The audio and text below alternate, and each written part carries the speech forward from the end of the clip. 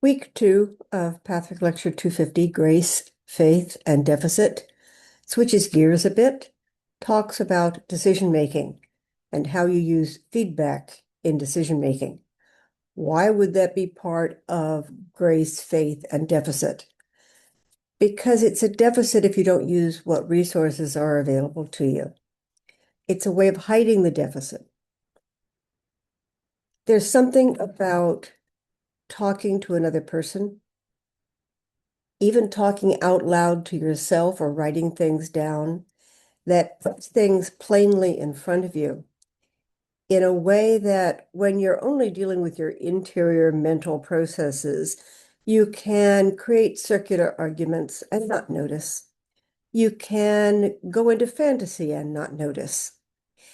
In our minds, and this is my experience, I can have a great thought and somehow it cannot be put on paper because the thought itself is not connected to reality. It doesn't have a beginning, middle, and end. And so when I try to write it in a sentence, it doesn't work. And I realize that it's mushy, that it's not well thought out, or that it's got too much in it. And it's pretending to be one thought when it's six or seven. So putting things on paper can alert you as to whether it's a clear, definite thought or mushy or evasive or denial packaged as reality. The same thing happens when you verbalize to yourself. There's something about the ear audio loop going to your ear where you can hear your own words more clearly, like writing, then you can sort out your thoughts. So your ear says that's not a full sentence, whereas your mind says, I'm fine. So just talking out loud to yourself is helpful. So write or speak, and then there's another person. What the other person does for you is it gives you a resonant chamber, an echo chamber. You hear your words more carefully, more thoroughly, more precisely. And if you don't hear them, a good friend will repeat back to you what they heard so that you can't quite run away from it. It's a very loving thing to do. It can feel very confrontative. There's a lecture, Patrick Lecture 26, Finding Your Faults. And the exercise is, and I went through this in I think it was my first year of Patrick studies. We were assigned to speak to another classmate and do the Finding Your Faults exercise, and everyone was terrified. How could you sit in front of another competitive stranger and tell them what's wrong with you? It would be used against you. It would diminish your status. It would reveal you as a mean, nasty, awful person. But uniformly, people have been assigned that exercise by me, and when I experienced it with my own classmates, what we reported back was that even if we got very nasty about ourselves, the other person wasn't necessarily willing to go there. They weren't willing to hear the story with as much judgment as we were giving it. They weren't willing to make bad assumptions about our character. They weren't on the opposing side. They were just listening to a classmate. And, well, I hear you, and it doesn't sound so bad, or what about this and what about that? It was a revelation for us to realize that the world was not full of enemies, even in our own Pathwork Studies class. So Pathwork Lecture 26, Finding Your Faults, is a phenomenal exercise to go through just to find out it's not the end of the world. Another aspect of speaking with other people is that they kindly or unkindly will give you feedback. Now, it's hard to get good advice from just anybody because they have their own opinions and their own outlook and their own belief system, and they haven't always verbalized it so that they think you and they are aligned when you're not. you may not have verbalized your own yet. So everybody can think they're on the same page and then find out in a very delicate or tender moment that they are not. However, just hearing the feedback is information. And it's important to get that feedback. It is one of the great genius ideas of 12-step programs, the anonymity, the idea that you can go say things in a group and you can spill your heart out. You can be wrong. You can be honest or you can be wrong. And you're not going to have to face that the next day. No one's going to have to come back to you with, but this is a contradiction to what you said yesterday, or etc. What I find in groups, in process groups and sharing groups, is that when people hear each other, we know when we're heard. So in the groups I host, for the sake of Zoom and for management purposes, it's not a full-throated open air discussion. I speak with one person at a time. It's the only way I can manage that. And so it can feel a little bit like you're on stage. It can feel a little bit like a workshop where you're up in the middle of the group with a facilitator and nobody else really participates much. But you know you're heard by multiple people, and it increases your sensitivity to what you're saying and also to what you're hearing. So to be silly, if your mother says something, well, that's your mother and you don't have to listen. But if she says it in a group of people, you're going to have to acknowledge the logic or the reasonableness of her argument. You can't just do the kid thing of mom said so and I'm going to resist it and get away with it. So it is helpful to have backup, to have ears that hear what you hear. It also helps that you can confer with people afterwards and say, this was my impression, what was yours? You can get triangulated feedback. So I'm a big fan of integrating science with pathwork, with practicality. And in geometry, when you have one point in space, that's all you've got, a point in space. When you have 2 points in space, you can define a line, but you don't know which direction it's going on. And you don't know what its axis is, what's spinning around it. But if you have 3 points in space, now you have a triangle and you're defining a plane. It gives you more information. It limits it's not that, it may be this. So coming back to working with others, exposes the lower self. It actually can expose the higher self that you're unwilling to see.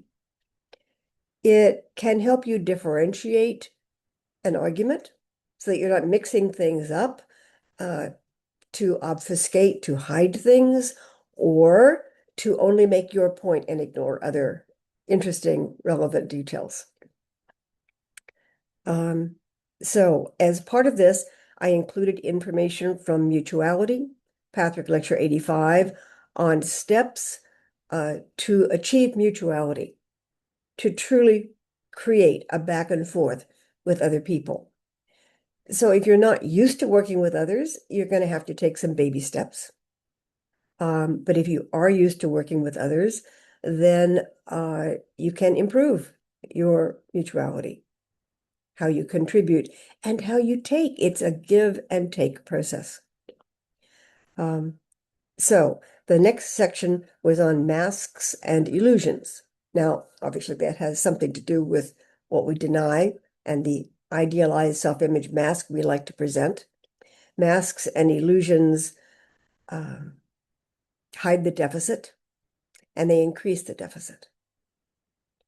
And so it is important to know the truth. It is important to know when you're wearing a mask. People hear concepts and they presume a good-bad duality. So mask bad, not mask good. Masks are part of socialization. They are part of our everyday life.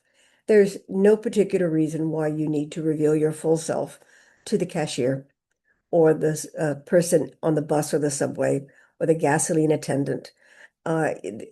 Revealing your full self at work is not what you were hired to do. We all wear masks.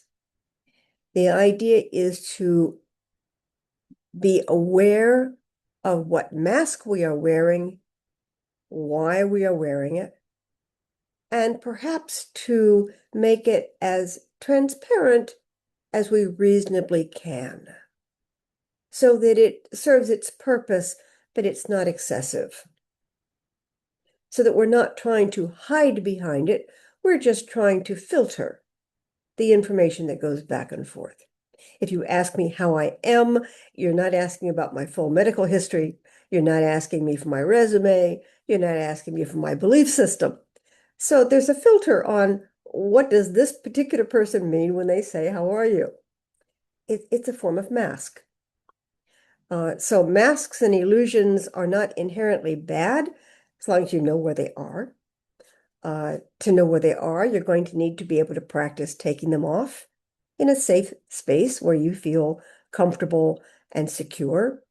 Now, if you don't have that space, let's go back to decision making.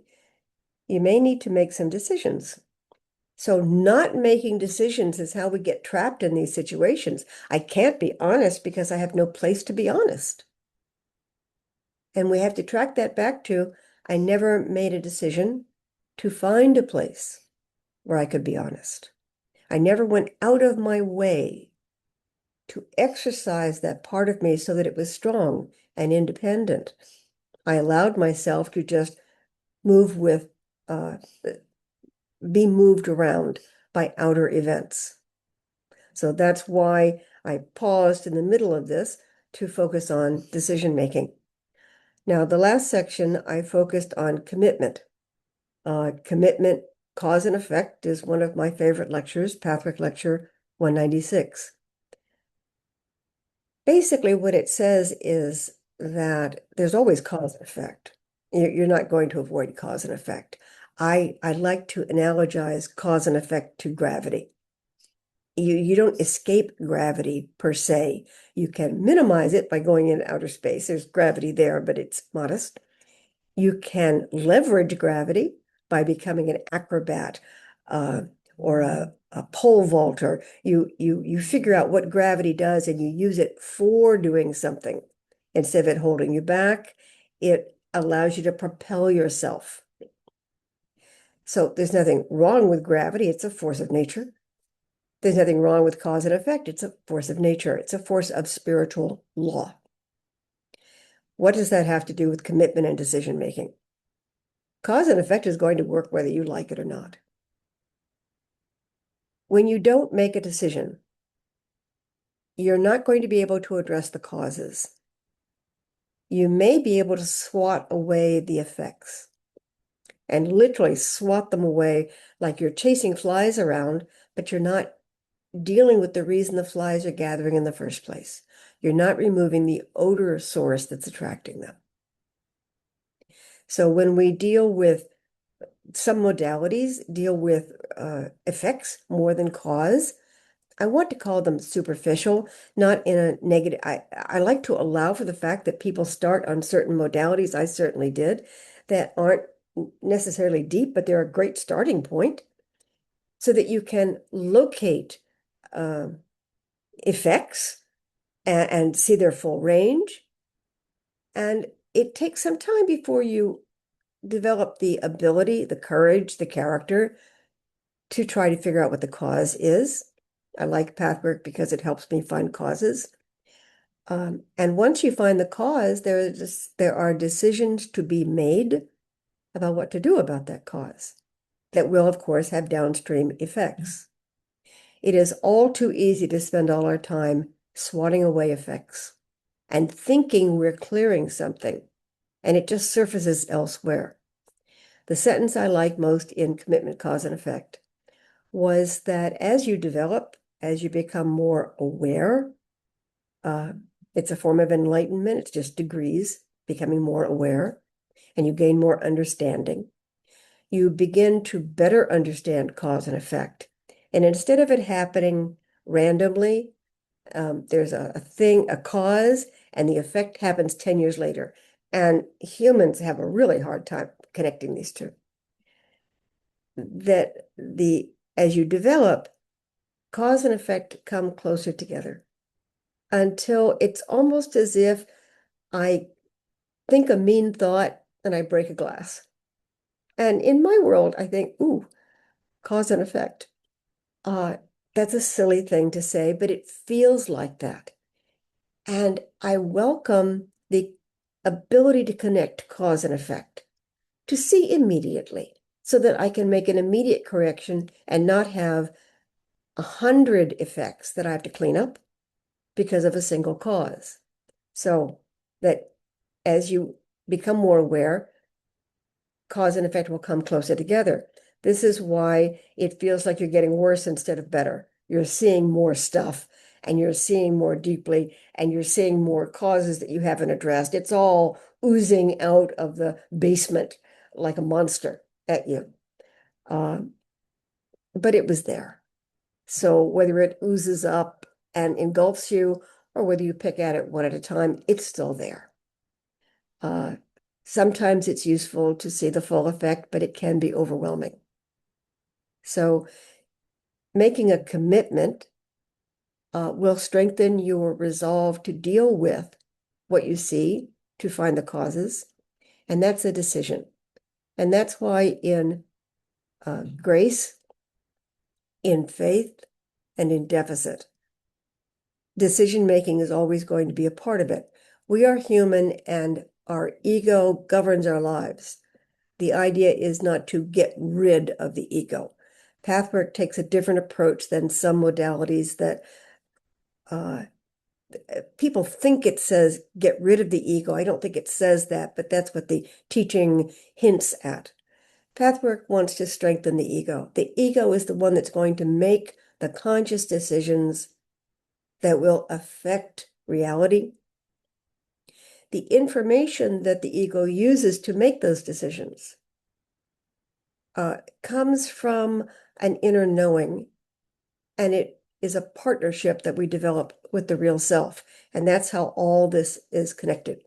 So that's why I took a side road down decision making in the middle of grace, faith, and deficit. I hope you read the lecture. It's very interesting. And thanks for listening.